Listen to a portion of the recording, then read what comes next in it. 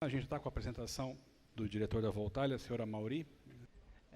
Vou começar a apresentação aqui para você falando nesse painel sobre a transição tecnológica de aerogeradores, máquinas onshore acima de 4 MB. Então, eu acho que esse tema eu acho que é super importante hoje, que a gente está vendo uma disrupção no mercado, em que saímos de aquelas máquinas de 1.6, 1.8, 2.0, de repente para máquinas acima de 3. A gente foi um dos pioneiros, a Voltalia, com uma máquina de 3 MB há algum tempo atrás, mas agora a gente já está em 3,5. A gente tem Vestas com 4.2, a gente já tem GE chegando com mais de 5 MB, e até agora a nova máquina da Siemens com 6 MB. Tá? Qual é a intenção do meu painel aqui? É falar, talvez, mostrar para vocês o que a gente entende, por que isso aconteceu e o que é o futuro que a gente espera. Em primeiro lugar, eu imagino que algumas pessoas não conhecem ainda a Voltalia, mas somos uma empresa, a gente se orgulha de ser uma empresa lean, bem enxuta, suportada por um acionista muito forte francês. Nós somos uma empresa francesa e com long-term commitment. Então, ficaremos aqui no Brasil por muito tempo, ficaremos com nossos parques por todo o período, não queremos vender. Hoje temos 417 MB instalados de parques eólicos aqui no Rio Grande do Norte, além de mais ou menos 560 MB em construção. A gente tem 290 MB já saindo esse ano e mais cerca de 330 MB em andamento, em pré-construção. Também temos uma usina híbrida de 12 MB, uma usina térmica de 12 MB e também com uma planta solar de 4 MB no sistema isolado em Oiapoque. Tá? É um projeto bem interessante, que ele vai ser o primeiro projeto no Brasil híbrido com o uso de solar, PCH e térmica, tá, no sistema isolado, reduzindo bastante o consumo de diesel. Falando um pouco aqui, eu acho que eu entro na parte de falar um pouco sobre o inverter solar. Então, para mim, para Voltalia, para a gente entende como o principal fator dessa mudança disruptiva que aconteceu foi o avanço da solar. Então, a gente pode ver aqui que em 2010 uma placa solar ela custava 2,03 e ela diminuiu para 0,23. Então, são 88% de redução em custo. Ao passo que a eólica também baixou muito, e muito por conta desse aumento de potência instalada das máquinas. A gente está vendo hoje um crescimento muito alto da solar. Tá? E o LCOE, que é o custo para você fazer um investimento da solar, já está encontrando o custo da eólica. Então, para a gente, isso daí, talvez, esse é o maior indicativo de que competindo entre si. São os players de solar que estão competindo contra os players eólicos. E o que a indústria eólica está fazendo para reverter esse cenário?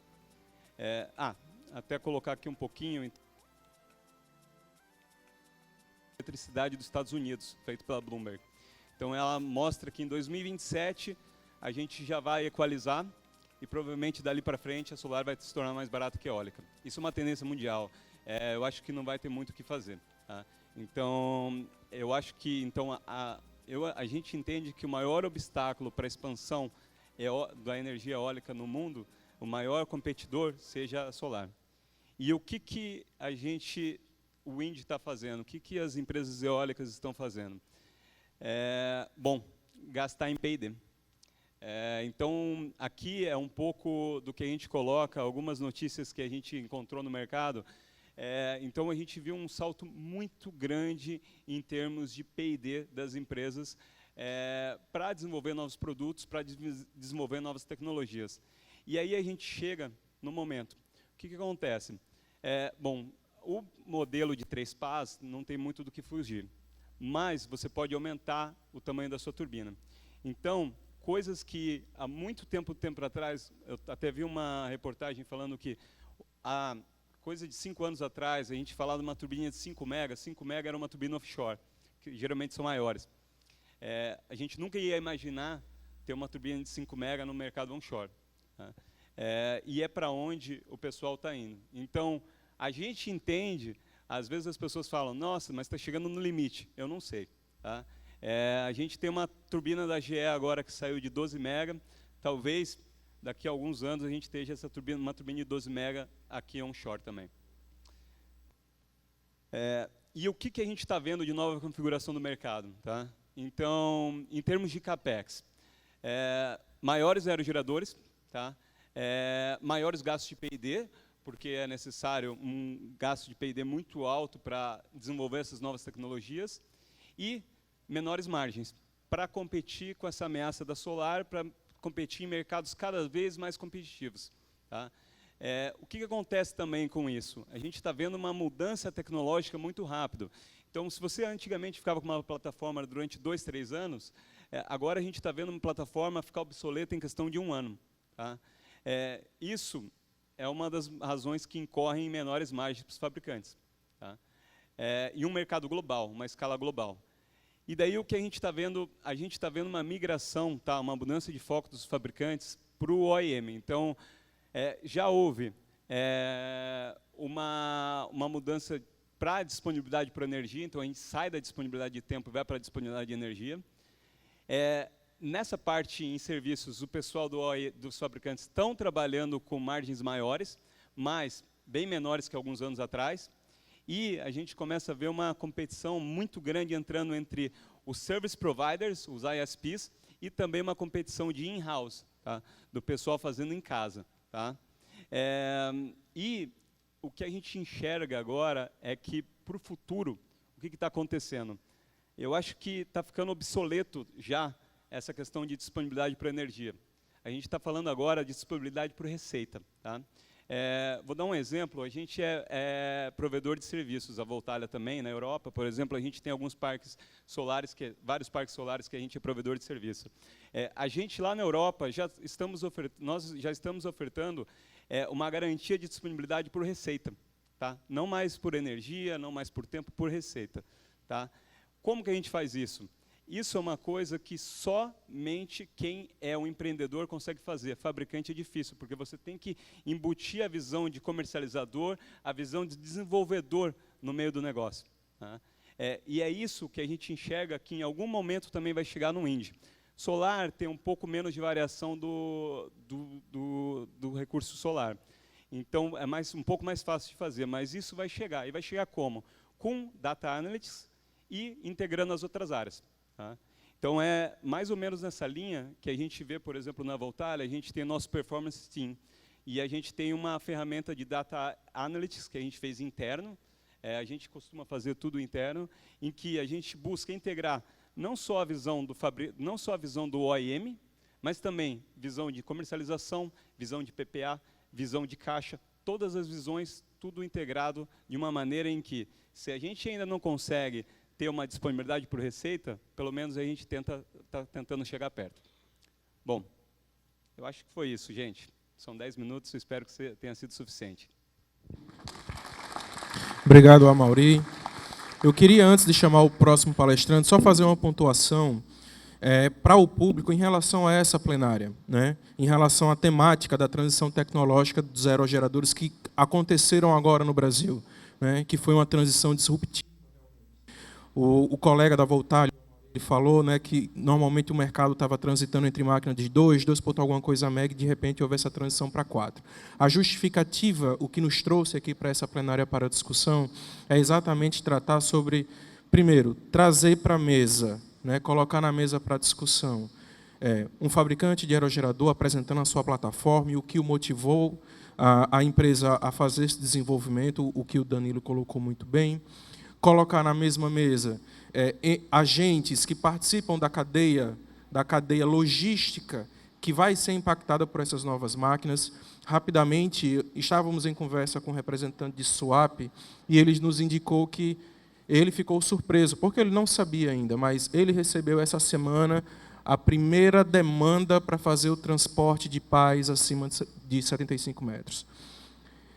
E isso tem um impacto, né? O momento de discussão é exatamente esse: trazer para a mesa e colocar todas as entidades, como, por exemplo, também o representante do DR, que está aqui, trazer, entender se isso traria algum problema ou não, fazer um diagnóstico para que a gente possa mitigar essa nova tecnologia que vai ser daqui para frente, que vai ser implementada nos parques do país. Como também um parque eólico, um representante de um construtor, e por aí vai. Então, eu gostaria agora de continuar aqui na nossa plenária, chamar o engenheiro do DR, Departamento de Estradas de Rodagem, o senhor Fernando Furtado, para fazer a sua apresentação.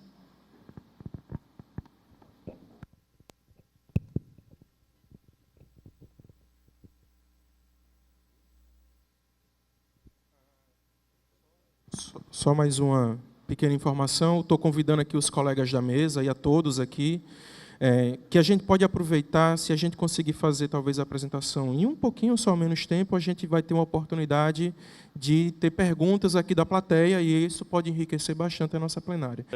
Eu vou abordar a questão da repercussão do aumento dessas máquinas, né, e em relação à nossa malha viária, nossas obras de artes e assim por diante.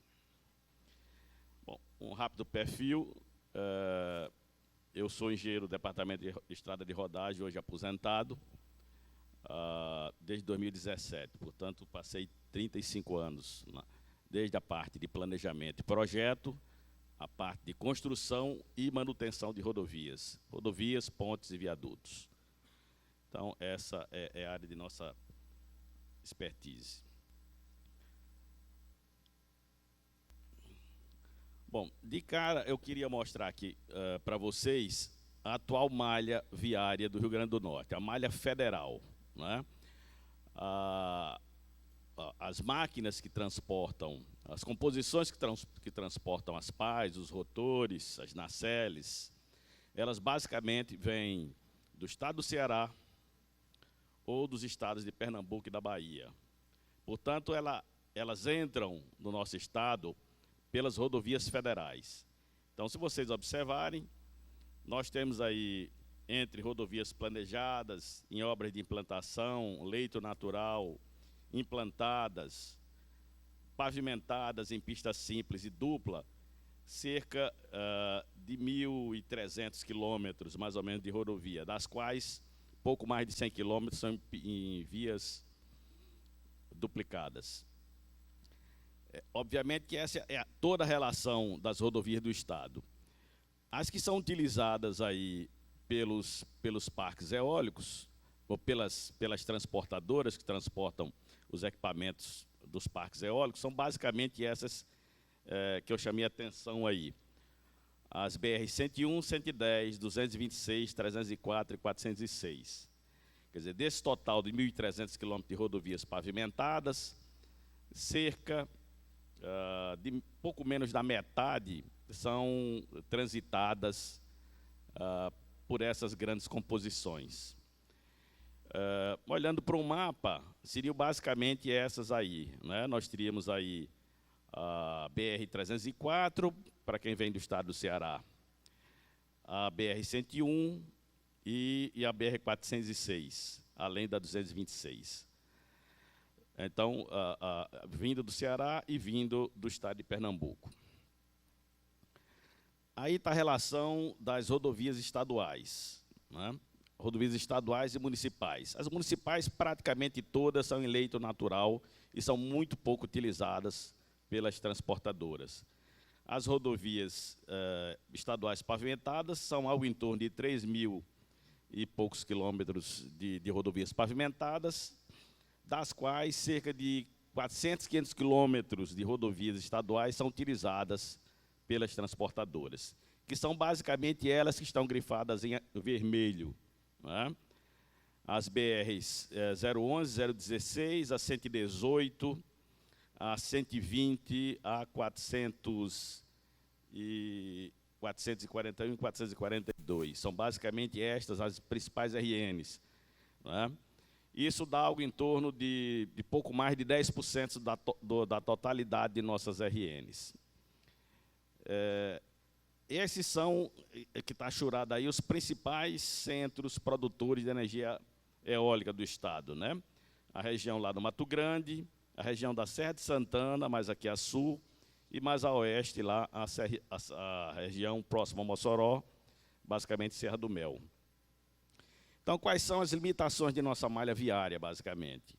Nós temos limitações de ordem geométrica e temos também limitações de ordem de capacidade de carga, ou seja, dos carregamentos, né? Então, conversando um pouco sobre as limitações geométricas, isso se deve exatamente ao que o Darlan há pouco se referiu. As máquinas que antes tinham menos de um mega de produção por turbina, hoje passam dos 4 megawatts. Isso, obviamente, provoca um diâmetro maior dos rotores e uma altura maior das torres, por conseguinte. Nós antes tínhamos torres de 70, 80 metros, e hoje chegamos até 120, 150 metros de altura. E isso acarreta em quê? Veículos transportadores maiores. Então, antes tínhamos veículos transportadores da ordem de 30 a 40 metros de extensão, e hoje, com pás de 70 metros, chegamos a ter veículos com mais de 80 metros de extensão, né? Isso é uma limitação de ordem geométrica, né? As nossas rodovias não foram dimensionadas para esse tamanho de veículos especiais. Só para exemplificar, eu peguei uma rótula existente aqui no estado e muito utilizada para os que vêm do Ceará. Então, eu vou fazer a seguinte animação aí, vamos ver se funciona. Bom, eu estou simulando, portanto, aí em branco, a trajetória de uma carreta de 70 metros de extensão. Olha o que ela vai fazer para poder entrar na RN 120, que é uma das mais carregadas. Observem só. Ela sai varrendo inteiramente os canteiros, sai fora da pista. Essas linhas vermelhas, eu não sei se estão sendo visíveis, elas chegam a sair da área pavimentada da rodovia. Isso ocorre diariamente, né, nas nossas rodovias. Eu vou mostrar agora uma foto desse mesmo trevo. Pronto. Aí vocês observam que, para que aquele movimento fosse possível, foi retirado os canteiros, as ilhas canalizadoras de tráfego, né? Então, essas ilhas são necessárias para o devido ordenamento do tráfego, né, dos carros de passeio. E, para que isso fosse possível, foi necessário a retirada praticamente em definitivo, né? O que faltou aí foi a restituição aí, da sinalização. Então, a repercussão que ocorre no pavimento devido a esses grandes carregamentos, só por conta do excesso de geometria e também do excesso de carregamento, são exatamente esses: um desgaste prematuro do pavimento, né, a remoção das ilhas canalizadoras de tráfego, né, e também da sinalização. E muitas vezes ela também sofre processo de desgaste por conta do arrasto lateral dessas grandes composições, ou até mesmo elas deixam de existir. Continuando aqui, com relação à limitação por carregamento, nós temos já uma malha viária que beira os 30 anos de idade, né? Nós temos rodovias construídas aqui na década de 70, já tem aí mais de 40 anos de idade. A grande maior parte da década de 80, que está aí na faixa entre 30 a 40 anos de idade. Algumas na década de 90, que já está com 20 e poucos anos, e uma menor parte a partir de 2000. Portanto, a média viária já passa dos 30 anos. Então, para finalizar, só para mostrar o que é que ocorre com carregamentos acima do dimensionado, principalmente nas obras de arte, nas pontes. Hoje nós temos pontes, esse inclusive está aqui no slide anterior, nós temos pontes que foram calculadas na classe 36 e outras na classe 45. O que é que significa? As composições que passam hoje são na ordem de 150, 200 toneladas. O que é que acontece? Um trem tipo classe 36, ela possui eixos de 12 toneladas. E a de classe 45, que é uma menor parte, possui eixos com capacidade de 15 toneladas cada. 15 vezes 3, 45, 12 vezes 3, 36. Então, por que é que ainda não ocorreu um problema de ruína, de colapso imediato, ao passar um carregamento desse? Aí está uma composição típica, transportando um tramo de uma torre eólica, de uma torre de concreto. Não é? Ela possui, quer dizer, esse veículo ele possui um sem número de eixos, aí, algo em torno aí de 15 eixos. Esses eixos, aquele conjunto traseiro lá, cada eixo daquele tem capacidade de 11,25 toneladas, 11,33, se me falha a memória. Tem um eixo tandem duplo aqui de 22 toneladas, mas é como se fosse 22 dividido por 2, 11 toneladas. Então, vocês estão lembrados do slide anterior, que eu falei que parte de nossas pontes são da classe 36, onde ela permitiria, por eixo, apenas 12 toneladas. Nós estamos batendo na trave. Eu estou com carregamentos que chegam da ordem de 11,35. Se essas pontes estivessem em boas condições, eu diria que elas estariam no limite. Mas, relembrando o que eu falei há pouco, as nossas rodovias têm uma idade média de 30 anos e a manutenção é precária, significa dizer que elas precisam urgentemente de terem um cuidado especial, né? Porque, se elas estivessem novas, já estariam próximas ao limite de sua capacidade de carga. E como eu sei da falta de manutenção que infelizmente ocorre, isso de muitos anos, nós estamos tendo urgentemente de dar um cuidado especial. Aí uma nacelle sendo transportada, né?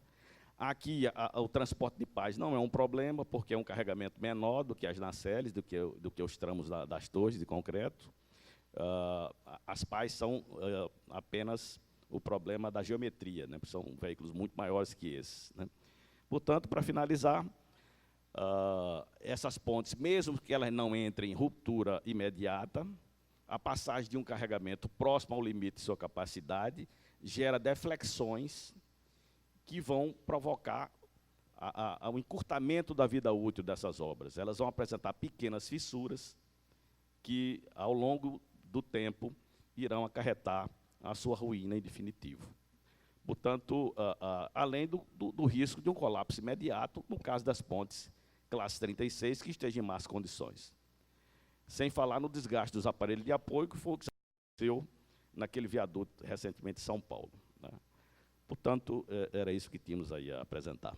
Obrigado a todos. Obrigado, Fernando. Departamento de Estradas e Rodagem. Muito importante saber fazer esse diagnóstico prévio. Essa vai ser a tendência do mercado para os próximos anos, tá? São equipamentos dessa natureza, dessa geometria e dessa carga. Gostaria agora de chamar o diretor da área de energias da Ecocil, o senhor João Junqueira, para fazer a sua apresentação, por favor, senhor.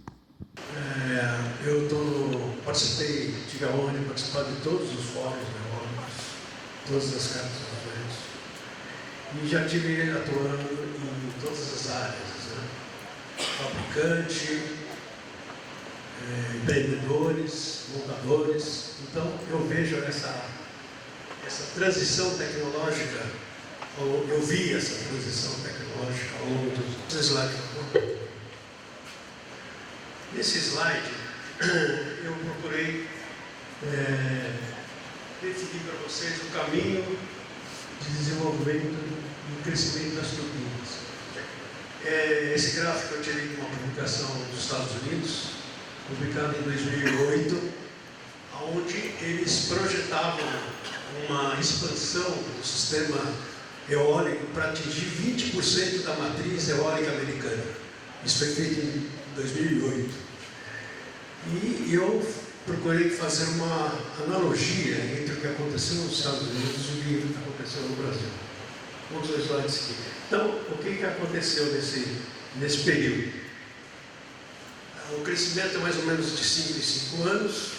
houve um crescimento linear e até então nós vivemos num patamar de máquinas de 2 a 3 megas.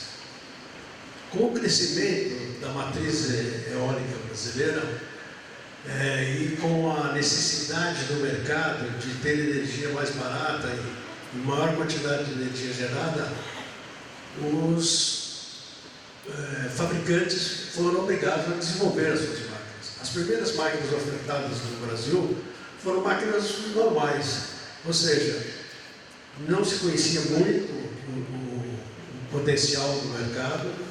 Nós trouxemos máquinas de outros países para cá e também os empreendedores não tinham grande, vamos dizer assim, expertise no que eles estavam querendo. Depois de ter decorrido esses 10, 15 anos, os nossos desenvolvedores estão exigindo máquinas com maior performance, máquinas melhores, e isso tem levado a esse desenvolvimento tecnológico. Próximo slide, por favor. Esse slide mostra efetivamente o crescimento grande que o Brasil teve entre os anos de 2010 e 2015. Por favor, próximo slide. Nesse slide, eu procurei focar o uso e tendência das torres dos aerogeradores. O que aconteceu nesse período? Os geradores foram crescendo aos poucos e foi explorado muito o custo e benefício entre torres de aço e torres de concreto. Então, já antes do aparecimento das novas máquinas, acima de 4 megas, já houve a necessidade de estudos de torres de concreto, basicamente devido a esses problemas que o Fernando César acabou de falar. Você transportar torres de longas distâncias e pesadas torres de aço levou à necessidade de se desenvolver as torres de concreto, que você tem as fábricas, você fabrica lá mesmo, então o transporte fica bastante otimizado. Maiores detalhes vão aparecer nas apresentações. O que é importante aqui é a gente trazer a ideia do conceito e o conceito. Por favor, no próximo slide. Isso é o que aconteceu nesse ano de 2009. A gente foi surpreendido pelas notícias dos jornais e revistas especializadas que as torres tinham crescido.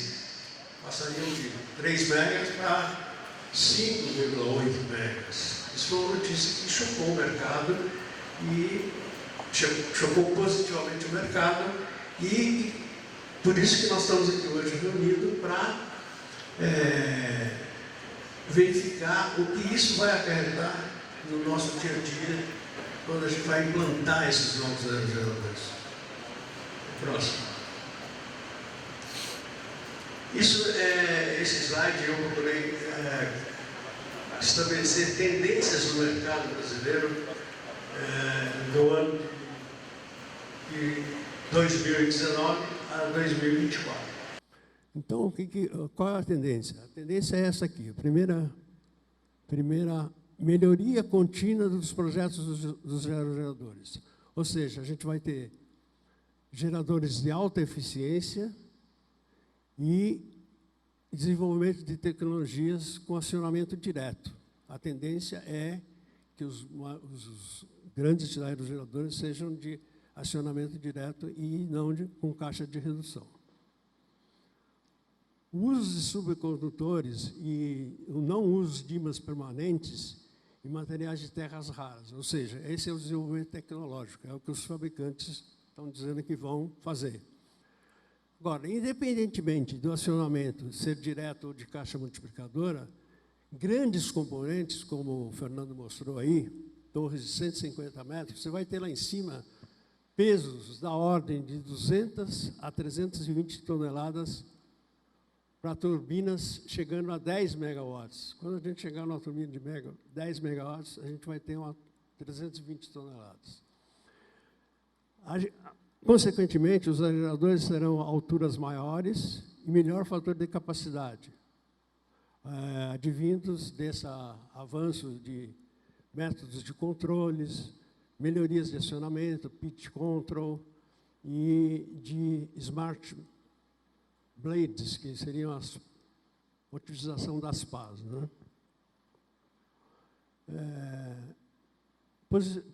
Posicionados na parte superior da torre de turbina eólica, esses componentes aumentam o peso, o custo das torres e das fundações. O que isso vai implicar? Vai implicar em operação com grandes guindastes e otimização de custos das instalações. Restrições de transportes devido ao seu peso e acesso externo aos parques. Foi exatamente o que o Fernando já ressaltou aqui. E isso vai trazer a fabricação local das torres de concreto, né? E, de uma maneira geral, na área de BOP civil, essas seriam as alterações. Na parte de BOP elétrico, essas máquinas de maior potência, elas estão trazendo otimização das redes de média tensão. Nós vamos ter que fazer rearranjos da subestação coletora, porque nós adotamos 34,5 kV para a distribuição da rede de média tensão. Com a potência dessas máquinas maiores, essa tensão ela vai ter que ser alterada, porque as perdas por aquecimento nas redes de média tensão estão sendo significativas. Então, vão surgir estudos de tensão de 34,5 para 69 kV. Então, meus agradecimentos, esses seriam os pontos principais que eu queria abordar. Muito obrigado.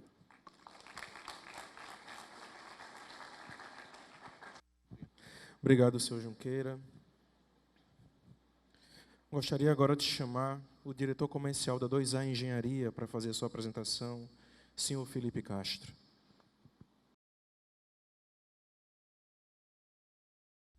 Gostaria de saudar todos que estão aqui na mesa, são personalidades aí do setor eólico, muitas pessoas com idade no mercado eólico, que eu tenho de idade desde que nasci, então, porém com menos cabelo, né, Junqueira? Eu continuo com menos cabelo que você. Então, bom dia a todos, boa tarde a todos.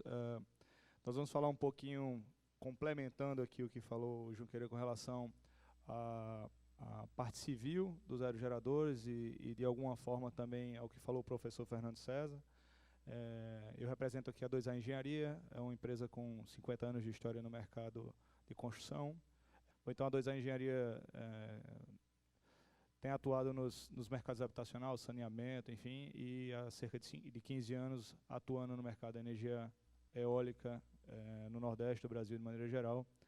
Nós estamos, nesse mercado, atingindo cerca de 3 gigawatts de capacidade instalada no BOP civil de parques eólicos. Então, entre obras em execução e obras já executadas, ultrapassamos essa marca com muito foco na qualidade, inovação e comprometimento. Pode passar? Recentemente, 3 anos atrás, também inovamos lançando uma divisão de torres eólicas de concreto, complementando aqui um pouco o que o Junqueira, nosso colega Junqueira falou. Então, nessa divisão de torres eólicas de concreto, a gente já vem antecipando algumas das tendências de mercado com relação à utilização de grandes aerogeradores que ultrapassam ou já ultrapassaram a marca dos 4 megawatts. A nossa divisão de torres eólicas de concreto tem também uma divisão de service, em que a gente faz uma série de outros serviços. Curiosamente, professor Fernando, alguns dos nossos clientes também já nos solicitaram recuperação de obras de artes estruturais nas vias de acesso aos parques, então já é uma realidade aquilo que você acabou de falar aqui. Pode passar, por favor. Bom, e de uma maneira geral, pode passar? De uma maneira geral, de 2006 a 2018, aqui para um parque eólico que produziria 100 megawatts hora, eram necessários 118 aerogeradores. No primeiro parque que nós instalamos, seria necessário 118 aerogeradores para fazer 100 megawatts, e agora estamos instalando parques que para 100 megas são necessários 21 aerogeradores. Então veja que a quantidade de aerogeradores ele diminuiu sensivelmente, aí quase que em 5 vezes, enquanto que as dificuldades só aumentaram. Pode seguir? Então, como é que a gente faz isso, né? Tem que ser com muita agilidade, inovação e comprometimento com os nossos clientes. De uma maneira geral, eu vou procurar não repetir aqui, mas acrescentar algumas informações ao que já foi dito. Pode seguir? Essa transição tecnológica eu vou abordar rapidamente. Fundações profundas, blocos de coroamento a fundações diretas, vias de acesso e torres. De uma maneira geral, para os projetos em que são necessárias fundações profundas, a gente tem, pode passar, para apertar, a gente tem cada vez terrenos mais complexos, uma vez que os parques eólicos que foram implantados nos melhores sites, eles já foram, né? Então, cada vez mais obras em serra, obras em terrenos complexos, necessidade de equipamentos de cravação de estaca de alto torque para vencer essas alterações rochosas, e cada vez mais estacas mais profundas, dificultando a execução do BOP civil. E da mesma forma que não tem caminhão, professor Fernando, para levar essas torres, também tem um limitado número de máquinas de estaca no mercado que podem também ser utilizadas para isso. Pode seguir? Do ponto de vista das fundações, a gente tem experimentado, de uma maneira geral, um aumento muito significante das cargas quase permanentes, os aerogeradores. Então, essas cargas quase permanentes que no passado eram cerca de 50%, 40% das cargas extremas, hoje estão na casa de 70% a 80% das cargas extremas. Então, de uma maneira geral, as cargas quase permanentes são aquelas que têm maior probabilidade de acontecer do que as cargas extremas, que têm uma possibilidade, uma probabilidade muito pequena de acontecimento ao longo da vida do aerogerador. E aí, quando uma carga muito grande tem muita possibilidade, muita probabilidade de acontecer, você precisa ter um bloco de fundação cada vez maior. Então, os blocos de fundação para estas máquinas de 6, 5 megawatts, 5.3, 6 megawatts, 4.2, elas estão alcançando volumetrias que superam os 500 metros cúbicos, muitas vezes superam os 600 metros cúbicos de concreto, e aí, em alguns casos, chegando a 700 metros cúbicos de concreto, que demanda, então, trabalho em 2 turnos, utilização de juntas de concretagem, aumento da espessura do bloco. Então, são fatores que criam, não chamaria dificultadores, mas que criam complexidade na cadeia logística do BOP civil dos parques eólicos. Pode seguir? Da mesma forma, para as questões de pavimentação, o professor Fernando foi categórico aí, mas a gente tem, então, como resultado dessas grandes PAIs, restrição das inclinações dos parques devido ao aumento do comprimento e peso dos componentes, já dito pelo professor Fernando. Dificuldades de concordância com relação aos raios verticais dos parques, uma vez que as plataformas elas estão cada vez mais próximas. Então, você tem 2 plataformas e você tem um raio vertical com ela, e se você não consegue concordar, a ponta da pá pode se chocar contra a parte do acesso.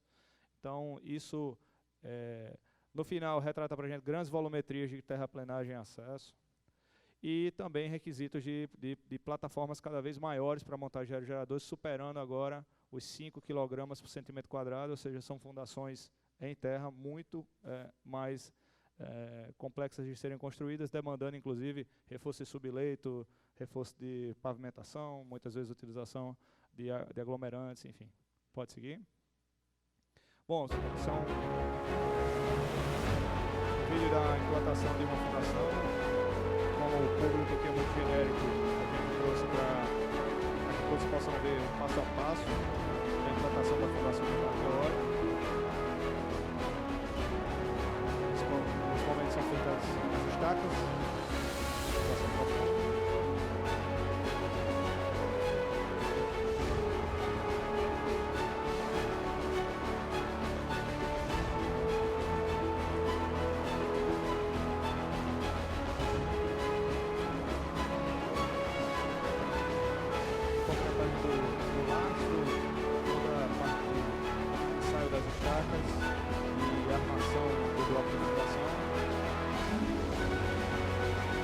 Esse é um projeto executado aqui no estado do Rio Grande do Norte, na região de São Norte.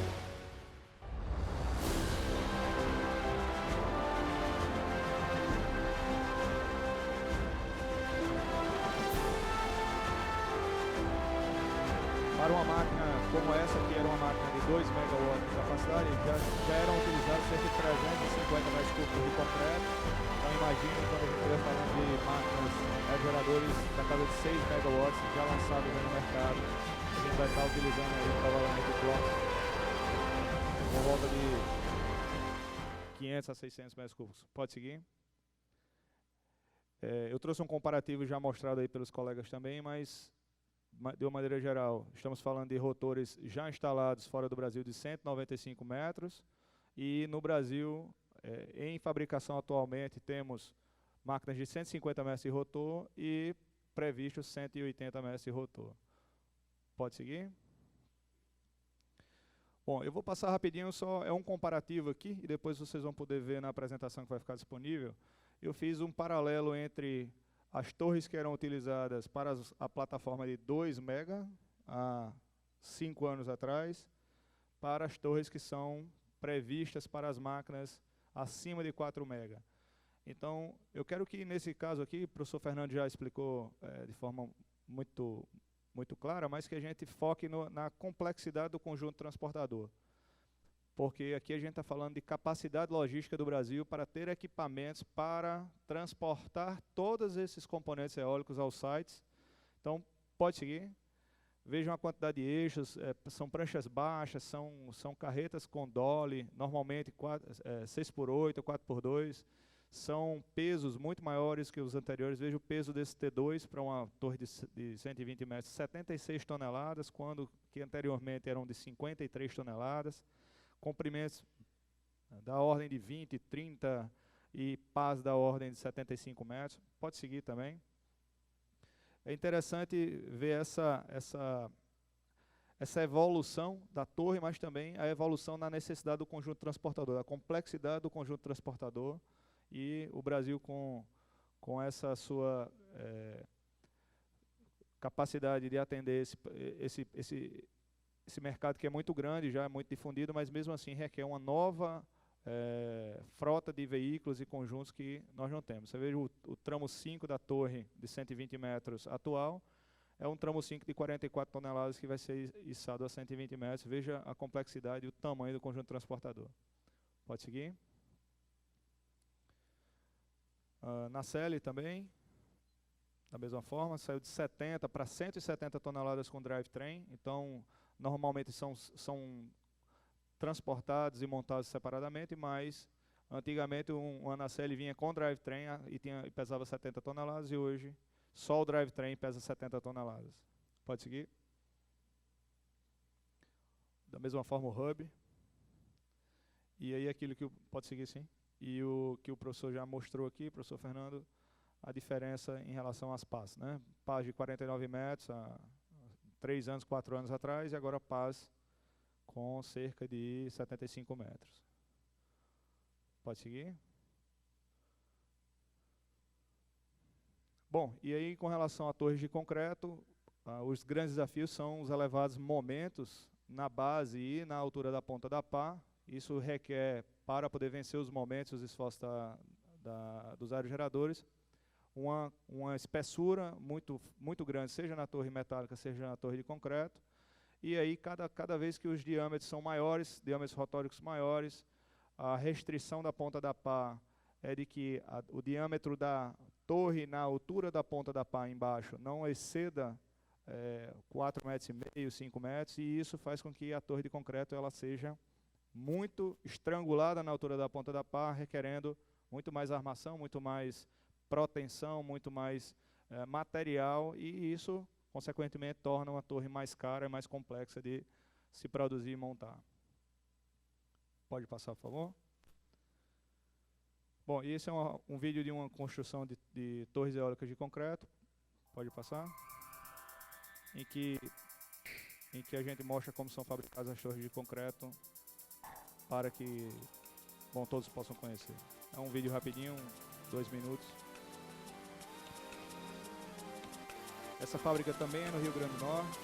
É nela que nós produzimos 150 torres de 120 metros de altura para a fabricante WEG, em São Bento do Norte. e é um parque com 312 megawatts, que na condição atual precisaria, ao invés de 150 máquinas, de 50 máquinas. Então já seria uma redução de 100 máquinas, 100 aerogeradores para gerar a mesma quantidade de energia. Da forma que o Dr. Junqueira falou, são elementos fabricados em loco, fabricados no parque eólico, para facilitar todo o transporte, toda a cadeia logística, requerendo, portanto, conjuntos transportadores mais leves, menos complexos e mais disponíveis no mercado, para que possa facilitar a logística de produção e montagem das suas eólicas de concreto.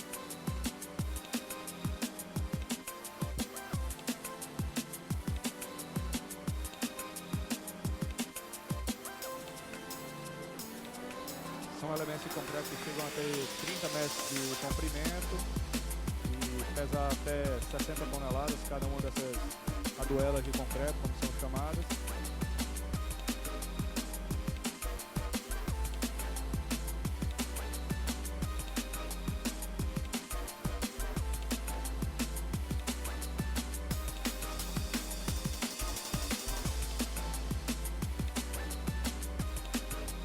Alguns destes tramos de torres eles são montados na horizontal e transportados para o site, para a montagem.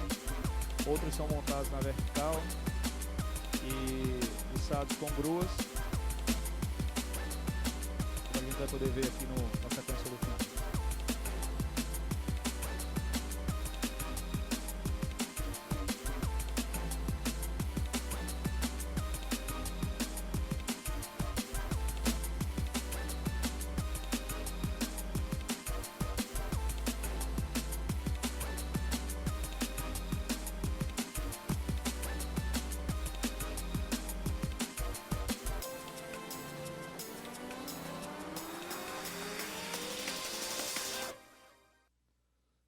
Bom, pode seguir.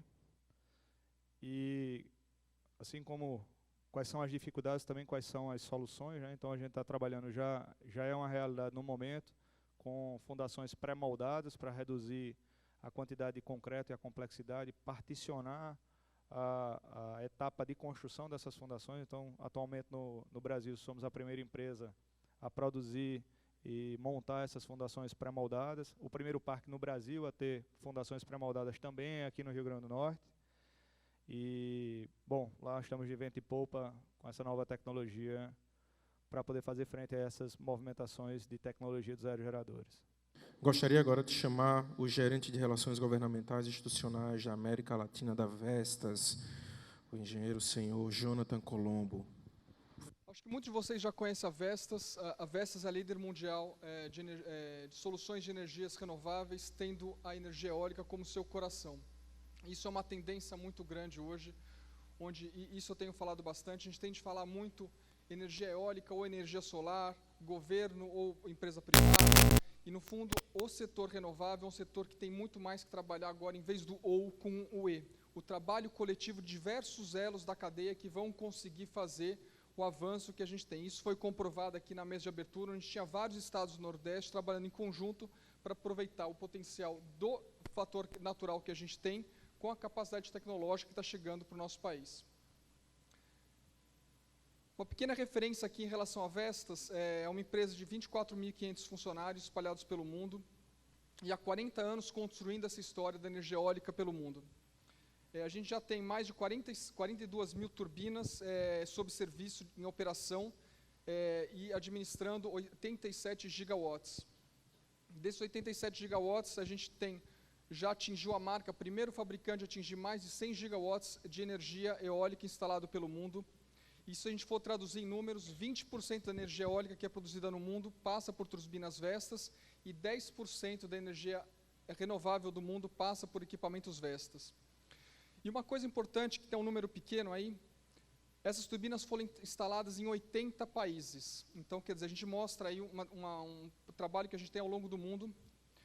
E desses 80, esse número não está aí, mas 38 países, as primeiras turbinas instaladas foram Vestas. Acho que aqui o objetivo não é se vangloriar da instalação, mas a dificuldade que você tem que dar o primeiro passo. Acho que aí a gente tem discutido muito, quem compara o aerogerador, a gente comentou, a tecnologia parece que não muda, é uma torre com nacelle lá em cima, um hub 3 pás, mas se você for ver o avanço tecnológico que isso representa, é muito grande, e às vezes a gente não coloca isso, a gente fala, pô, a gente não é um setor de inovação, a gente vê muita inovação na tecnologia, em TI, mas o nosso setor tem trazendo muita tecnologia, muita inovação, e a inovação vai além das discussões de equipamentos. Tem a discussão de abertura de mercado, discutir abertura de estradas para equipamentos maiores, capacidade de transporte, içamento. Então, isso é uma coisa muito importante para o setor e a gente tem que se ver na vanguarda da tecnologia. Trazendo um pouco mais para a realidade brasileira, a Vestas está aqui, é um dos fabricantes mais recentes dos grandes que chegaram aqui no país, mas a gente já tem 1.5 gigas instalados, ou seja, um décimo dessa capacidade instalada é de turbinas Vestas, e a gente emprega diretamente 200 pessoas. E quando a gente fala desse salto, o Junqueira falou, muita gente foi surpreendida, e realmente o Brasil foi surpreendido pelo salto tecnológico que a gente teve. A gente saiu de turbina de 2 para 3, para discussões de 4, 5, chegando até 6. E isso mostra, de novo, o potencial que o Brasil está trazendo para a discussão do setor eólico. Além dos ventos, a gente está trazendo para o Brasil as tecnologias de ponta de todos os fabricantes. Se a gente for olhar um pouco o histórico de como era o mercado, muitos dos equipamentos que eram trazidos para o Brasil eram os equipamentos que a gente falava mais de end cycle of life, quer dizer, aquele equipamento que já foi testado em vários outros países e você, depois de testar em outros países, você trazer isso para o Brasil. Isso já não é mais a realidade. Hoje a gente tem um mercado muito mais exigente aqui no Brasil e isso faz com que muitos lançamentos aconteçam aqui em nosso território, aproveitando um dos melhores ventos do mundo, que são os ventos brasileiros. E a Vestas é o que está puxando esse grupo. Desde que a gente anunciou nossa plataforma, há 9 meses atrás, já temos previstos a entrega de 2 gigawatts, ou seja, a gente está falando aí mais de 400, quase 500 turbinas, já trazendo a tecnologia de 4,5 gigawatts. Mas o que tem por trás desse avanço tecnológico? A gente falou muito da questão da dificuldade, isso é um reflexo, bom, que nem eu já comentei, a tecnologia aparentemente não muda, a gente tem toda uma estrutura, mas a gente está discutindo cada vez de equipamentos maiores, então a gente está falando de equipamentos com rotores cada vez maiores, isso tem o favorecimento de eu ter um maior fator de capacidade, eu ter uma área de arraste maior, uma maior captura do vento, mas eu também trago toda uma questão de digitalização. Hoje eu consigo ter muito mais controle sobre a informação, eu consigo ter muito mais previsibilidade dos dados, eu consigo fazer operação e manutenção de forma preventiva e aí otimizar o ciclo de vida e a longevidade do equipamento. Isso já é um reflexo na forma de comercialização. A gente viu que muito da energia eólica foi puxada pelos leilões, e isso já não é mais a realidade. Hoje você vê o mercado livre puxando muito mais a comercialização, dado essa previsibilidade, a capacidade de eu conseguir gerar mais energia numa concentração menor. E outro ponto importante, toda essa tecnologia que tem por trás do equipamento faz com que as novas plataformas casem muito bem com outras tecnologias. E aí eu volto de novo a falar do E. Estamos falando de projetos híbridos. Então, hoje, além da questão de energia eólica, eu estou discutindo a questão de integração dessas plataformas com equipamentos solares, com baterias. Então, isso tudo graças à nova tecnologia de equipamentos. E aqui é um pequeno histórico em relação às turbinas. Aqui eu peguei o histórico, principalmente das Vestas, e isso está em escala. A primeira turbina que tem lá é uma turbina que a gente chamava de V10, em 1979. Ela tinha 10 metros de diâmetro. A gente está falando de uma turbina de 150, ou seja, a minha capacidade aumentou 15 vezes. Em contrapartida, aquele primeiro equipamento era equipamento de 30 kVA, e hoje estamos discutindo turbinas de 4, 5 gigas. Então, enquanto eu aumentei a minha área de arraste em 10 vezes, a minha capacidade de geração de um equipamento aumentou mais de 140, 150 vezes. Então, aí, de novo, o avanço. E para quem não tem noção de tamanho, a gente tem comparação muito com coisas externas. Eu fiz a comparação com o Cristo Redentor. Quem vai para o Rio de Janeiro, você consegue ver o Cristo em vários locais. Aquele Cristo é quase 1/3, 1/4 de uma turbina. Então, imagine se você, do Rio de Janeiro, em vários lugares, consegue ver o Cristo, imagina uma turbina que é 4, 5 vezes maior do que o Cristo. Mas, por trás de tudo isso, tem a questão que a gente já comentou dos desafios. Então, aqui, eu acho que eu tentei resumir um pouco do que a gente já discutiu. Além da questão logística, a gente tem também outras preocupações. Então, como é que a cadeia está se desenvolvendo? E aí tem, de novo, a capacidade do setor de trabalhar de forma articulada. Não adianta um fabricante chegar e querer colocar uma turbina no mercado se eu estou trabalhando num país onde a gente tende a apoiar muito o desenvolvimento da cadeia local e tendo apoio como o Banco do Nordeste e o BNDES, que puxam a produção local. Então, eu preciso localmente desenvolver essa cadeia. Eu preciso também desenvolver a capacidade dos estados e a capacidade institucional de aprovar esses projetos e o transporte, muitas vezes. Eu, para conseguir aprovar um projeto, não tem nenhum projeto que não rode sem que a gente tenha feito um roll survey, quer dizer, a gente faz uma análise minuciosa de onde esse equipamento sai, para onde esse equipamento vai. Fazendo toda essa análise que já foi apresentada dos raios de curvatura, capacidade geométrica, capacidade estrutural dos equipamentos suportarem. Mas, mesmo assim, a gente precisa ali ter uma parceria muito próxima com o governo para conseguir ter essa aprovação e a segurança, porque não adianta nada a gente buscar a instalação, que a gente brinca, dos ventiladores, se eu não tiver segurança viária. Isso é um ponto fundamental para todo mundo. Não tem nenhum fabricante de equipamento, de componentes, que quer se colocar o seu equipamento provocando ou gerando algum risco e algum impacto maior. Então, por trás de tudo isso, a gente tem que fazer uma série de análises. Então, esse crescimento tecnológico ele é constante. A gente está, como Brasil, puxando muito isso. E as várias análises que a gente tem que fazer, a gente falou bastante das dimensões, a gente está falando de equipamentos cada vez maiores, a questão de peso por questões estruturais também, mas também tem a questão de distância e a questão de volume. Aqui a gente já trouxe um pouco uma dimensão, mas se a gente comparar, muitas vezes a gente não consegue dimensionar o que é uma pá de 74 metros. É a mesma coisa se você pegar um trânsito de 21 carros um na frente do outro. Então, seria essa uma dimensão de uma pá eólica de 74 metros. E tem outra discussão que a gente também tem, é a questão das distâncias. Aqui a gente está fazendo um trabalho junto com a Beólica e os diversos fabricantes de quais são os principais eixos para atender o mercado Nordeste. E a gente vê a distância que são percorridas. A gente está discutindo de transportes de 200, 300, 400, chegando até 1.000 quilômetros. Então, você tem todo esse desafio por trás que precisa ser trabalhado. E a gente bota em cima disso também a questão de volume. A gente tem falado dos bons ventos. Os bons ventos atraem bons equipamentos, que atraem bons parques, e aí a quantidade a gente já está discutindo. Só a Vestas, eu já comentei, a gente já tem vendido 2 gigawatts, isso daria quase 400 turbinas. Se a gente for colocar os concorrentes, a gente pode facilmente aí chegar a 1.000 turbinas. Então, esse é um desafio que a gente tem no Brasil. A gente está abençoado pelos ventos, a gente está abençoado por toda essa condição que a gente tem. Isso atraiu os fabricantes para lançar seus equipamentos aqui, e agora, de novo, o que eu trago, a gente precisa, em conjunto, trabalhar para que tudo isso seja viável, aproveitar as condições que a gente tem, tanto na questão estrutural, mas também da questão logística. Obrigado. Agora de chamar o fundador e diretor comercial da New Indy Service, o senhor Danilo Bodaquim. Agradecer ao Darlene do CERN pelo convite, a família Viex também, Rodrigo e Davi pelo convite. O primeiro desafio agora vai ser falar em 10 minutos. Bom, aqui, então eu vou falar um pouco do OIM, né, do impacto no OIM com o aumento das turbinas, né, da transição. Aqui eu vou falar um pouquinho rápido da New Indy, alguns números, né, alguns KPIs. Então, desde a fundação da New Indy, os 3 primeiros anos, aqui a gente usa uma medida, né, que é usada muito na Europa e Estados Unidos, que é por megawatt, por ordem de serviços.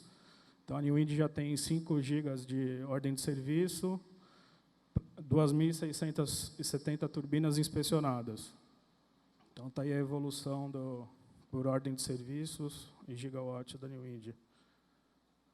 Aqui, no braço de serviços da New Indy, a gente divide em quatro partes. Parte de inspeções, a gente está falando aí de saída de garantia, que é um dos carros-chefes da New Indy, que a gente faz, já temos mais de 600 turbinas inspecionadas. Então, inspeções de boroscopia, inspeção eletromecânica, de pás e geradores.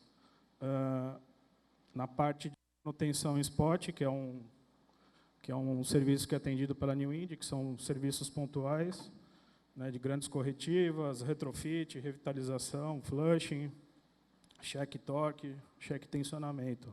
São algumas são rotineiros, né, hoje, dia a dia da eólica na manutenção. Na parte workshop, né, a gente tem hoje um galpão onde a gente faz alguns trabalhos em grandes componentes, como desmontagem de grandes componentes, reparos de geradores, manutenção preventiva para gearbox, né? Então, hoje os parques eólicos, muitos já têm gearbox de estoque, né? Então, para que essa gearbox seja mantida, a preservação dela, né, é necessário a cada 2 meses fazer uma lubrificação, inspeção. Melhor? Inspeção de filtro de secante. Então, nossa costa ela é muito agressiva, né, na parte de maresia, né, então é importante essa preservação, né, das gearbox. Na parte de OEM, a gente oferece um OEM customizado, que a gente costuma dizer, então hoje, se um cliente quiser fazer uma manutenção 24/7, né, trabalhar à noite, em alguns horários que o fabricante não atende, a New Wind tem condições de customizar esse atendimento do OEM. Aqui tem mais alguns KPIs, né, tem 2,5% de atendimento de engenharia do proprietário, 36% de inspeções, 61% de atendimento de OEM. Então, aqui a gente já atendeu, por fabricante, temos mais ou menos umas 1.800 intervenções em máquinas GE, 260 Siemens, tem Gamesa, Acciona, Alstom, Sinovel e Siemens. Praticamente, a gente tem muito atendimento no Rio Grande do Norte, nossa área maior de atuação. Bom, aqui é uma parte importante para a gente entrar no assunto que o Amaury citou, né, sobre os tipos de OEM, para que todos entendam. Nós temos o OEM, que é o que mais todos conhecem, que é ofertado pelo fabricante, que é o mais convencional hoje no Brasil. E nós temos os ASP, são os provedores independentes de serviço, que é onde a New Wind se encaixa. Então, hoje esse é um OEM muito comum nos Estados Unidos e Europa. Eu costumo dizer que essa independência é do proprietário do parque em assumir, né, e poder prover o serviço de manutenção. E aqui nós temos, no caso, o in-house, também, que o Maurício citou, que já é mais difícil, né, encontrar. Aqui no Brasil nós já temos um parque, Faísas, inclusive acho que fez 2 anos essa semana, que lá é in-house. Mas sempre o in-house ele vai sempre ficar dependente do ASP, né? Há sempre a necessidade, então, de um serviço, por exemplo, de uma boroscopia, de algum outro trabalho mais técnico, onde não justifique o investimento para o proprietário fazer no in-house. Então, normalmente trabalha muito o ASP com in-house. Bom, aí os desafios que a gente está enxergando aí para as manutenções das máquinas de 4 MB é o tempo, né? Então, a gente está falando aí de pás de 70 metros. Né? Então, o rotor de 150 metros, né, como o da Vestas foi citado, então você não vai conseguir descer um rotor completo. Né? Você vai ter que trabalhar com single blade, né, para poder, no caso de uma troca de uma gearbox, numa outra manutenção. Então, aí é que a gente enxerga, né, que os guindastes eles vão ter que ter uma capacidade maior. Então, eles trabalham numa altura maior, onde a velocidade do vento também vai ser maior, e você vai diminuindo essa janela de vento, onde você tem a oportunidade de fazer essa manutenção. Então, de repente, para descer só um rotor, você pode descer, né, as pás e o hub, você pode demorar até 2 dias. Né? Então, a gente vê como um impacto muito grande no tempo, a manutenção. E aqui a gente não tem ainda nenhuma experiência, né, com esse tipo de... Mas é o que a gente está imaginando. Eu até falo aqui, né, que todo mundo aqui, quem constrói construiu, vai embora, vendeu a turbina, vai embora, mas o proprietário e o provedor, né, quem tiver no OEM, está lá durante 20 anos encarando esse desafio, né? E esse é um dos grandes desafios que eu vejo, o impacto do tempo. Então, a gente fala de custo, né? Então, numa inspeção eletromecânica, hoje, nós conseguimos fazer 2 turbinas por dia. Numa turbina que você tem 120 metros de altura, você tem uma gearbox maior. Então, a gente acredita que, no mínimo, um dia para fazer uma inspeção eletromecânica na turbina. Então, você vai ter um custo maior, você tem mais tempo que vai ficar dentro da turbina, mais técnicos. Então, o custo da manutenção vai subir muito. E aí é onde vem o impacto, né, o downtime. A turbina vai ficar mais tempo parada, e na eólica, tempo é dinheiro, literalmente. Turbina parada não está gerando dinheiro que está deixando de entrar no caixa. Então, e quando a turbina ela tem uma potência maior, esse tempo parado é mais tempo da turbina sem gerar receita. Eu acho que vai muito de encontro com o que o Mauri falou, né? Eu acho que essa modelagem de estar ligada à receita, acho que é onde vai encaixar mais, porque é onde você vai ter esses impactos. Então, ali, por exemplo, uma boroscopia feita imaginando uma boroscopia numa gearbox, onde tem 2 planetários, né, elas são bem maiores, você não vai conseguir fazer inspeção em meio-dia, que é o que a gente faz hoje. Então, provavelmente vai levar um dia inteiro, ela é uma inspeção mais minuciosa, você vai precisar de recursos tecnológicos melhores, então, equipamentos de inspeção com a tecnologia melhor.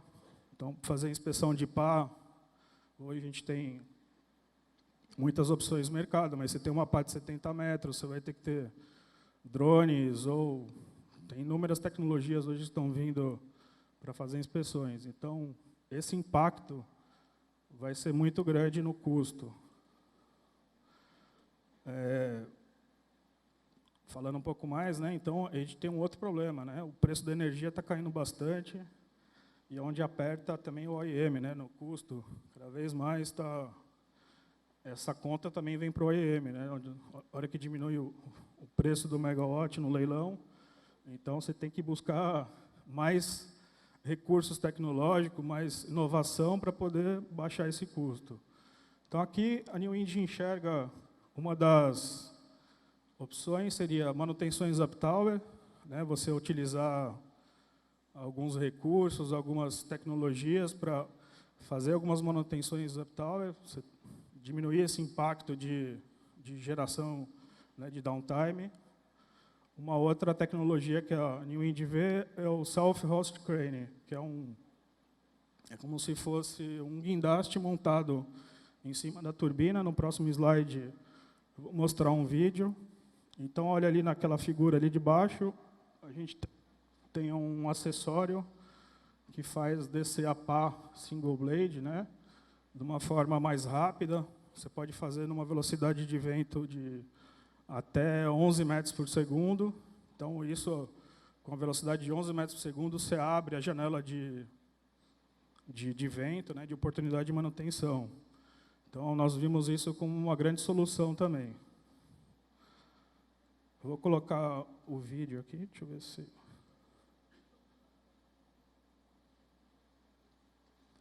Bom, esse é o Liftra, que é uma das soluções que a gente enxerga para o mercado.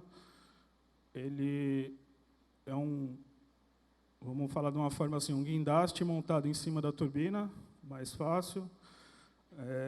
Ele é transportado dentro de um container de 20 pés, de 40 pés. Então, você tem uma mobilização muito mais rápida para acionar, né, muito mais rápida. A montagem dele em cima da turbina demora 4 horas. Até aqui é numa máquina Vestas, na Dinamarca, que foi feito esse trabalho. Aí, no caso, é 1.6, mas o Liftra já tem um equipamento desse dimensionado para operar nas turbinas acima de 4 megas. Então, aí é o processo dele de montagem. Ele é feito com 4 pessoas, né, a montagem. Então, você pode, antes da montagem do guindaste em cima, já fazer o pré-working, já deixar a gearbox, no caso, desmontada, fácil, já pronta para poder ser içada e trocada. Então, uma operação dessa, de troca de gearbox, você faz em 2 dias no máximo, sendo que você faz em 2 dias, o vento, você pode trabalhar até, nesse caso, em 18 metros por segundo. Então, tua janela de vento para trabalho, ela é muito maior. Você pode, aqui, por exemplo, no Rio Grande do Norte, normalmente a janela de vento é de madrugada. Então, aqui você consegue trabalhar com a luz do dia, você tem uma facilidade muito maior, uma agilidade. Ó. Ele já desce a gearbox e já sobe a outra no mesmo tempo. Em menos de 4 horas você desmonta ele, a outro time de instalação já monta a gearbox. A gente acredita que com uma troca de gearbox você faz em 3 dias. Então, aí a gente vai lá no downtime, né? O downtime diminui. Então, tem casos onde a linha aérea, né? Normalmente você vai descer um rotor, né? Numa troca convencional, você tem que desligar a linha. Então, às vezes, você para outros 4, 5 geradores que estão na mesma linha. Então, o downtime aumenta mais ainda. Então, aqui nesse caso, você não desce o rotor. Esse é um outro grande segredo. Né? Você não descer o rotor, você diminui risco também, né? Porque a hora que você está descendo o rotor, você pode dar uma rajada de vento, trincar uma pá, isso é comum acontecer. E aí o que acontece? Você tem que ir lá fazer a manutenção, né? Correr, contratar alguém fazer a manutenção dessa pá, aí já perde mais alguns dias. Então, tecnologia é o que a New Wind enxerga hoje, que é a solução para esse mercado das máquinas de 4 megas. Aí, só finalizando, que a New Wind hoje é a primeira ASP do Brasil, a empresa situada aqui no Rio Grande do Norte. O Jean falou das empresas, né, do Potiguares, a gente está aqui em Natal há 5 anos.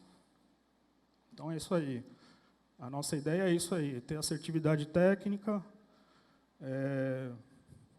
trabalhar com uma flexibilidade maior de horário, de tempo, dando uma produtividade maior.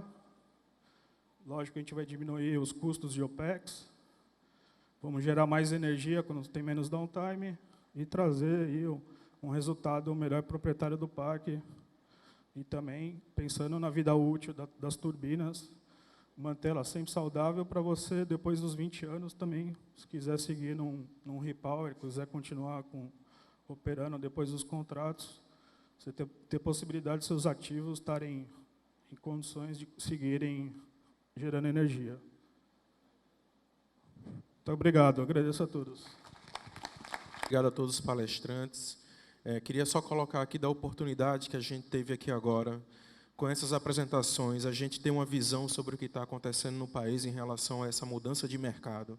Tivemos a oportunidade aqui de ter a fala de um fabricante de equipamento que apresentou essa plataforma que está sendo colocada aqui no Brasil e está sendo comercializado. Tivemos a oportunidade de conversar com um representante aqui do DR, colocando as limitações, os possíveis gargalos, a situação, o status atual do sistema aqui no Rio Grande do Norte em relação ao modal rodoviário. Tivemos a oportunidade de conversar também com 2 representantes de empresas de construção, como o senhor Junqueira, como representante da 2A, bem, e com também um representante aqui de uma empresa que faz manutenção, fechando assim grande parte, pelo menos uma parte da cadeia que envolve e que é atingida por essa transição tecnológica. Nós recebemos aqui algumas perguntas, tá? Eu vou tentar aqui consolidar, algumas estão relativas mais ou menos ao mesmo tema, mas eu vou colocar aqui algumas perguntas até onde o tempo permita do evento, tá ok? A primeira é para o representante da Vestas, né? Eu pediria só que quem estiver fazendo a pergunta seja um pouco mais sucinto, e os nossos companheiros aqui da mesa também vão tentar responder da maneira mais sucinta. Caso vocês queiram uma informação um pouco mais detalhada, vocês têm a oportunidade de fazer isso quando a mesa for desfeita, ok?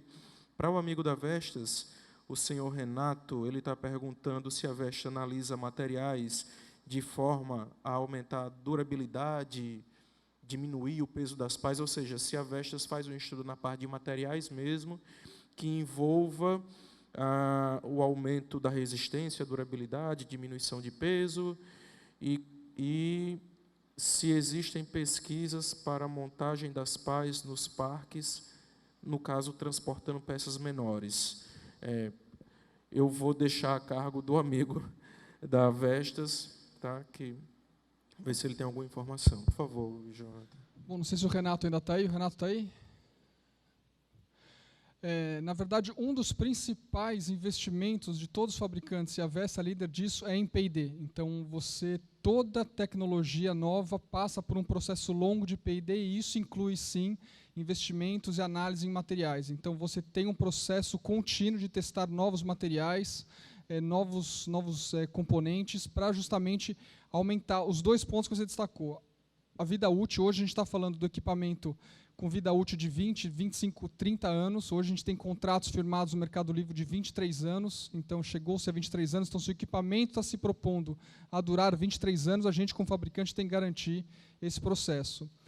E a Vestas, além de fabricar, ela faz toda a parte de operação e manutenção. Então, para ela, todo o trabalho de investimento na pesquisa vai também na questão de preventivo. Sobre a questão de pás, um desafio que a gente tem muito grande é que as pás elas trabalham num sistema pré-moldado, ou seja, o grande investimento que eu tenho ao fazer uma pá é o molde. Então, o grande investimento está aí. Tem fabricantes que já estão discutindo a pá bipartida, onde você teria uma pá dividida em dois pedaços, mas isso ainda não chegou no mercado. Então, eu não me aventuro a falar mais sobre isso, porque a gente não testou a tecnologia, tem uma série de dificuldades de você colocar isso no mercado, porque você está discutindo um equipamento que vai girar, e por questão de curiosidade, eu não sei se vocês têm ideia, a pá parece que ela roda devagar, mas se você medir a velocidade da ponta da pá, você chega até 300 km por hora. Então, imagina uma coisa que tem uma junção ali, o que pode acontecer, não se sabe, mas há uma grande aposta no mercado, a pá bipartida, cenas dos próximos capítulos virão aí, e isso pode ser uma grande solução para as pás cada vez maiores. Obrigado, Se eu não te respondi, depois você me chama. Acho que sim. O senhor Gutenberg, ele está perguntando em relação, acho que aqui é para o amigo da 2A, quais as precauções que as empresas que trabalham nas fundações dos projetos e estrutura têm em relação aos terremotos que acontecem ali, por exemplo, na região Parazinho, Guamaré. Isso. Oi. Vou dividir a resposta aqui com o meu colega Junqueira, mas, de uma maneira geral, todos os fabricantes de aerogeradores eles têm um documento, chama-se as cargas do aerogerador, e, com base nessas cargas, de acordo com todas os que a gente chama load cases, os casos de cargas, são dimensionadas as fundações. E, então, por norma, um dos load cases que está previsto na DNVGL são as cargas sísmicas, e com a visão nessas cargas sísmicas são desenvolvidas as fundações onde existe questões sísmicas, como na região mencionada. Complementando o que o Fábio está dizendo, eu recomendaria que para essas máquinas maiores a gente não faça o que a gente realmente atualmente vem fazendo. A gente faz sondagens, algumas sondagens dos parques e extrapola isso para o parque inteiro. Então, eu recomendaria que com máquinas maiores se fizessem, pela norma brasileira, 2 sondagens por aerogerador, ou seja, de um lado no extremo e de um lado do outro. Eu já fiz vários parques onde essa sondagem dá geologia diferente. Então, como nós vimos aí, nós vamos ter agora pesos a 150 metros de altura, de 200 a 300 toneladas. Então, acabou aquela aventura de fazer um projeto e repetir ele nas 20, 30 máquinas. A vantagem é que, como o Fábio falou, os parques que tinham 100 máquinas vão ter 20 só. Então, é muito justificado e economicamente viável você fazer as sondagens em todos os aerogeradores e, se possível, 2 sondagens por aerogerador. Obrigado, Sr. João, obrigado. A Amanda, ela está colocando, a senhora Amanda, está colocando uma questão em relação a... Gostaria de saber mais a respeito de estudos de viabilidade econômica no tocante ao ciclo de vida das turbinas, quando os aerogeradores atingem seu ciclo, o que tem sido feito e quais as tecnologias usadas. Ela está colocando aqui para Vestas e para New Wind, mas eu vou começar aqui uma resposta. Na verdade, poucos parques no país estão atingindo esse ciclo de maturidade. São parques que foram instalados na época do Proinfa. O mercado, como a gente conhece hoje, que a gente está aqui debatendo, que é o mercado regulado, ele começou a acontecer a partir do primeiro leilão em 2009, e os primeiros projetos foram instalados de final de 2011 para 2012, era um leilão a -3. Então, a grande maioria dos projetos eles estão em nível de maturidade operacional, mas eles ainda não atingiram necessariamente o seu ciclo de vida esperado, por exemplo, dentro do contrato de 20 anos do PPA do governo federal. Então, eu estou só colocando aqui essa primeira colocação, mas ela colocou aqui para a Vestas e para a New Wind como a Vestas como fabricante, a New Wind como uma empresa especializada na manutenção dessas máquinas, eles podem complementar alguma coisa. Conforme o Darlan falou, né, a gente não tem nenhum ciclo completo ainda nesses modelos novos, né, de contratos. Tem as turbinas mais antigas, são da época do Proinfra, tem algumas com 10 anos, mas o que a gente enxerga aí, tem números dados dos Estados Unidos e Europa, que você faz, por exemplo, manutenções de 3 grandes componentes, pelo menos, durante o ciclo de 20 anos da turbina. O que a gente enxerga e com um fator de capacidade de 25%. O Brasil tem trabalhado com 50%, né, o fator de capacidade, né, tem, agora nessa época de ventos altos, chega a 90, 90 e pouco, né, alguns. Então, a gente acredita que há um desgaste maior, né, fazer uma analogia aí com o carro ele marca lá no teu velocímetro a 200, 220 por hora, né, mas é diferente você andar numa média de 100 e estar andando sempre a 200 por hora. Lá você vai... É normal que tenha mais manutenções. Então, essas turbinas não foram tropicalizadas, né, para o Brasil. Então, tem vários fatores. Tem lugares onde o vento tem sedimentos de maresia, então traz algumas erosões em pá. Alguns lugares é mais agressivo, né, a corrosão. Então, tem uma série de fatores aí. Nas chapadas, o vento ele vem de outro ângulo, que aí acaba forçando a gearbox, ou o gerador, e outros tipos de rompimento. Então, o cenário ainda não está formado, né? Mas a gente está vendo que está muito precoce. A gente já vê gearbox, gerador, com problema nos 2 anos de garantia. Então, está sendo um aprendizado muito grande aí, acho que para todos, para os fabricantes, para os proprietários de parque. Acredito que também, no começo, trouxe um impacto pelas previsões de OPEX, né, também, né, o custo de operação impactou bastante. Então, não sei, acho que até o Amaury também pode falar alguma coisa. O que a gente enxerga, até em termos de modelagem financeira, é o que vocês colocaram. O ciclo de vida do aerogerador é 20 anos. Mas, cada vez mais, tem empreendedor colocando mais de 20 anos no ciclo de vida. A tendência que o pessoal da Vestas está aqui do lado e vai saber responder também, que está acontecendo no mercado é duas maneiras. Ou repowering, então é trocar a tecnologia. Então, se hoje a gente está falando de 4, 5 mega, provavelmente daqui a 20 anos a gente vai estar falando do dobro. É o que está acontecendo hoje. Está tendo muita troca de turbinas de 700 kW por turbina de 2, 3 mega, porque o vento continua lá, e às vezes é mais barato você trocar do que você fazer um retrofit. E a outra maneira também que se entende é do próprio retrofit. Então, você estendeu o máximo possível para 25, 30 anos. Hoje, recentemente, há um mês atrás, deve ter saído uma notícia que a GE já anunciou uma turbina com 40 anos de vida. Tá? Então, que vai atender um pouco desses anseios do mercado. É a tendência, e o que a gente tem discutido aqui no Brasil, até foi o que a gente comentou, a gente teve um salto tecnológico. Então, se a gente for olhar a turbina de 2, aquilo que a gente comentou, eu não consigo tirar uma turbina de 2 e nem conseguir colocar uma de 4. Você tem que rebalancear toda a sua estrutura em torno dessa turbina. Então, aí o processo ele vai um pouco mais além de custo.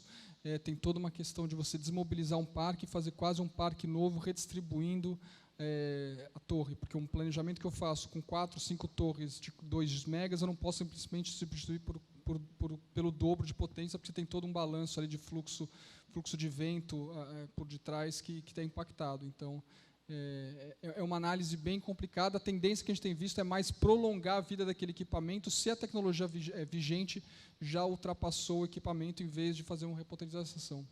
Eu vou aqui, em função do tempo, vou fazer só mais um questionamento, tá? Porque a gente está tentando atender. Essa é a sistemática que a gente espera, né?